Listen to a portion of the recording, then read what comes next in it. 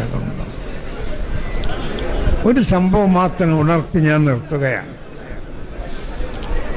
നമ്മളുടെ എറണാകുളം സമ്മേളനത്തിന്റെ സമയത്ത് ഞാനും എൻ്റെ ഭാര്യയും സിയാറത്തിന് പോയി വന്ന് സിയാറത്തിന് പോയി ഞാനും നമ്മളെ പെണ്ണുങ്ങളും എൻ്റെ മകളെ കുട്ടിയും ഭീമാപ്പള്ളിന് തുടങ്ങിയത് സിയാറത്ത്. വന്ന് മകരിവാകുമ്പോൾ കോഴിക്കോടെത്തി. കാലിക്കറ്റ് ടവറിൽ റൂം ബുക്ക് ചെയ്ത് നിസ്കരിക്കാൻ വേണ്ടി പോയി. ജമാഅത്ത് കഴിഞ്ഞു നിസ്കരിച്ച് ഇറങ്ങുമ്പോൾ മഹാനായ സുൽത്താൻ ഉലമയും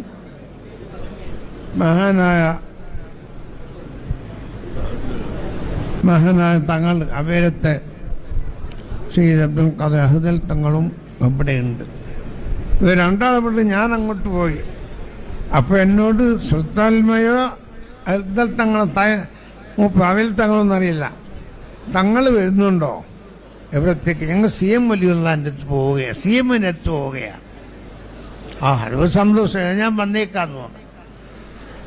ഞങ്ങൾ പോയപ്പോൾ എറണാകുളം സമ്മേളനത്തിൻ്റെ കാര്യം മുപ്പർ സന്തോഷത്തോടെ ചോദിക്കുന്നു, എന്തായി എറണാകുളം സമ്മേളനത്തിനും? അതൊക്കെ നന്നായി, അത് വിജയിക്കും, നന്നായി നടത്തണം, ഞാൻ അവിടെ ഉണ്ടാകും. ഇത് ഞാൻ തന്നെയാണ് സാക്ഷി, ഇത് റിവായത്തൊന്നുമല്ല. അതുപോലെ ഇവിടെ എത്തിയപ്പോൾ എനിക്ക് തോന്നുന്നു താജുൽ ഉലമ നമ്മളെ കൂടെ ഉണ്ടാകും. ഇന്ന് മുതൽ ഇൻഷാ അല്ലാഹ്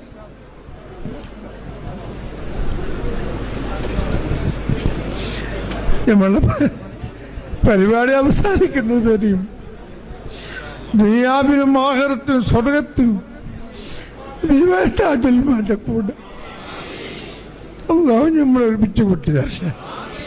അതുകൊണ്ട് നമുക്കിതിൽ വലിയ അഹങ്കാരമില്ല, അതല്ലെങ്കിൽ കിബറില്ല, അല്ലെങ്കിൽ ആരെയും ധരിപ്പിക്കാനോ ആരെങ്കിലും ഭീഷണിപ്പെടുത്താനല്ല. അതേ സമയത്ത് സുന്നത്തിയമയത്തിൻ്റെ ശക്തി വളർത്തുകയും അതുപോലെ തന്നെ മാനവ ഐക്യം നമുക്കറിയാം. എല്ലാ സമുദായങ്ങളും എല്ലാ സംസ്കാരങ്ങളും എല്ലാ ഭാഷയും എല്ലാ ആചാരങ്ങളും